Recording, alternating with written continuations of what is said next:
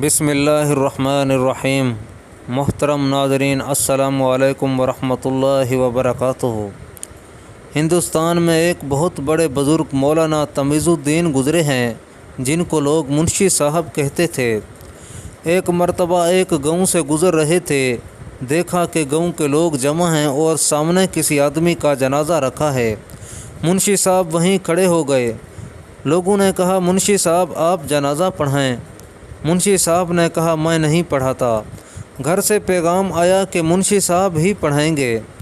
لوگوں نے اس آدمی کی بیوی سے پوچھا کہ منشی صاحب کا نام تم نے کیوں لیا؟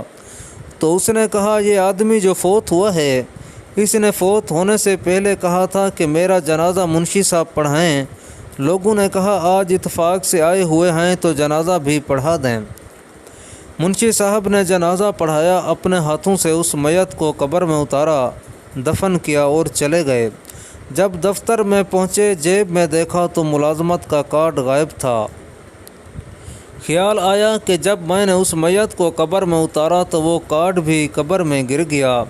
ملازمت کا مسئلہ تھا، اسی وقت واپس آئے، گاؤں کے لوگوں کو جمع کیا اور کہا، انہیں ابھی ابھی دفن کیا ہے، میری ملازمت کا مسئلہ ہے، تھوڑا سا مٹی کو ہٹاؤ تاکہ میں اپنا کارڈ اٹھا لوں۔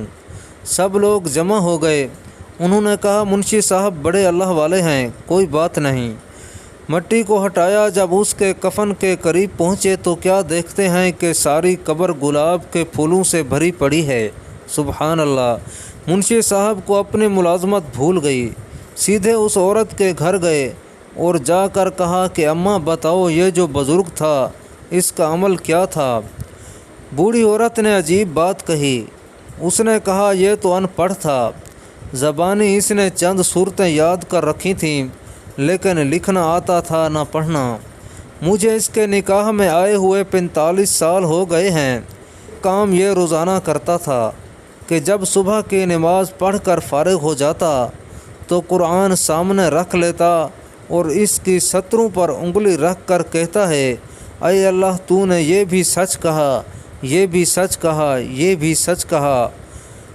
قدرت اللہ شہاب نامہ میں بتاتے ہیں کہ ایک بار میں کسی دور دراز علاقے میں گیا ہوا تھا۔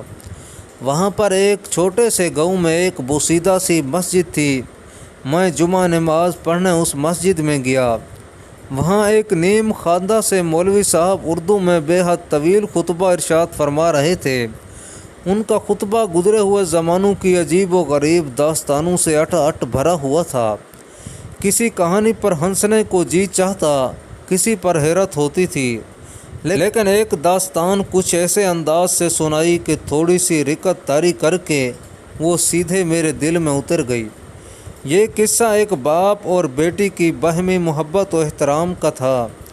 باپ حضرت محمد صلی اللہ علیہ وسلم تھے اور بیٹی خاتون جنت حضرت بی بی فاطمہ الزہرا رضی اللہ تعالی عنہا تھیں۔ مولوی صاحب بتا رہے تھے کہ حضور کریم صلی اللہ علیہ وسلم جب اپنے صحابہ کرام کی کوئی درخواست منظور نہ فرماتے تھے تو بڑے بڑے برگزیدہ صحابہ کرام بی بی فاطمہ کی خدمت میں حاضر ہو کر ان کی منت کرتے تھے کہ وہ ان کی درخواست حضور صلی اللہ علیہ وسلم کی خدمت میں لے جائیں اور اسے منظور کروا کر لائیں۔ حضور نبی کریم صلی اللہ علیہ وسلم کے دل میں بیٹی کا اتنا پیار اور احترام تھا کہ اکثر اوقات حضرت بی بی فاطمہ الزہرا رضی اللہ تعالی عنہا ایسی کوئی درخواست یا فرمائش لے کر حاضر خدمت ہوتی تھیں تو حضور صلی اللہ علیہ وسلم خوش دلی سے منظور فرما لیتے تھے۔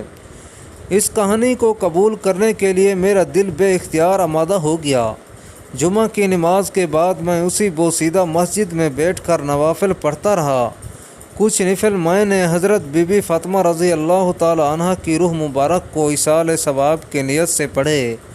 پھر میں نے پوری یکسوئی سے گڑ گڑا کر یہ دعا مانگی، یا اللہ، میں نہیں جانتا کہ یہ داستان صحیح ہے یا غلط، لیکن میرا دل گواہی دیتا ہے کہ تیرے آخری رسول صلی اللہ علیہ وسلم کے دل میں اپنی بیٹی خاتون جنت کے لیے اس سے بھی زیادہ محبت اور عزت کا جذبہ موجزن ہوگا۔ اس لیے میں اللہ تعالیٰ سے درخواست کرتا ہوں کہ وہ حضرت بی بی فاطمہ کی روح کو اجازت فرمائیں کہ وہ میری ایک درخواست اپنے والد گرامی صلی اللہ علیہ وسلم کے حضور میں پیش کر کے منظور کروا لیں۔ درخواست یہ ہے کہ میں اللہ تعالیٰ کی راہ میں چلنے کا متلاشی ہوں۔ اس بات کا میں نے اپنے گھر میں یا باہر کسی سے ذکر تک نہ کیا۔ 6-7 ہفتے گزر گئے اور میں اس واقعے کو بھول گیا۔ پھر اچانک 7 سمندر پار میری ایک جرمن بھابھی کا ایک عجیب خط موصول ہوا، جو مشرف با اسلام ہو چکی تھیں اور نہایت اعلیٰ درجہ کی صوم و صلات کی پابند خاتون تھیں۔ انہوں نے لکھا تھا، رات میں نے خوش قسمتی سے فاطمہ بنت رسول صلی اللہ علیہ وسلم کو خواب میں دیکھا۔ انہوں نے میرے ساتھ نہایت شفقت سے باتیں کیں اور فرمایا کہ اپنے دیور قدرت اللہ شہاب کو بتا دو کہ میں نے اس کی درخواست اپنے برگزیدہ والد گرامی صلی اللہ علیہ وسلم کی خدمت میں پیش کر دی تھی۔ انہوں نے از راہ نوازش منظور فرما لیا ہے۔ یہ خط پڑھ کر میرے ہوش و حواس پر خوشی اور حیرت کی دیوانگی سی طاری ہو گئی۔ مجھے یوں محسوس ہوتا تھا کہ میرے قدم زمین پر نہیں پڑ رہے بلکہ ہوا میں چل رہے ہیں۔ یہ تصور کہ اس برگزیدہ محفل میں میرا ذکر ہوا میرے روئیں روئیں پر ایک تیز و تند نشے کی طرح چھا جاتا تھا۔ کیسا عظیم باپ صلی اللہ علیہ وسلم اور کیسی عظیم بیٹی! سبحان اللہ، الحمدللہ، اللہ اکبر۔ اللہ پاک ہم سب کو خاتون جنت سیدہ کونین رضی اللہ تعالی عنہ کے صدقے ہر قسم کی پریشانیوں بالاؤں سے محفوظ رکھے، آمین۔ اللہ پاک کمی بیشی معاف فرمائے اور ہمیں اپنے پیارے حبیب حضرت محمد صلی اللہ علیہ وسلم کے طریقے مبارک پر زندگی گزارنے کی توفیق نصیب فرمائے، آمین۔